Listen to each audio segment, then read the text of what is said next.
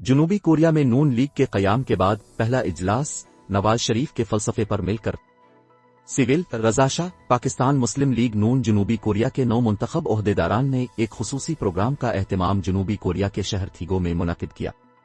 International افرز کے chief coordinator barrister امجد ملک نے اپنے ویڈیو پیغام میں نئے منتخب اراکین کو مبارکباد دی اور اس بات پہ زور دیا کہ پارٹی قائد نواز شریف کے سیاسی فلسفے کی ترویج کے لیے ایک ٹیم کے طور پر مل جل کر کام کیا جائے۔ اس موقع پر مسلم لیگ نون چلی کے صدر چودھری ضیاء الحق نے پارٹی قیادت کا شکریہ ادا کیا کہ انہوں نے جنوبی کوریا جیسے اہم ملک میں پارٹی کی تنظیم سازی کے حوالے سے تاریخی فیصلہ کیا۔ رجب کا چاند نظر آ گیا، شب معراج کب ہوگی؟ تقریب کے اختتام پر حاضرین نے مسلم لیگ نون جاپان کے صدر ملک نور اوان کے تایا کی وفات اور نون لیگ جنوبی کوریا کے سینئر نائب صدر مبشر حسن عباسی کی والدہ کی وفات پر فاتحہ خوانی بھی کی۔ یاد رہے کہ میاں نواز شریف کی منظوری سے مسلم لیگ نون انٹرنیشنل افرز کے صدر سینیٹر اسحاق ڈار نے جنوبی کوریا میں مسلم لیگ نون کے قیام کی منظوری دی تھی۔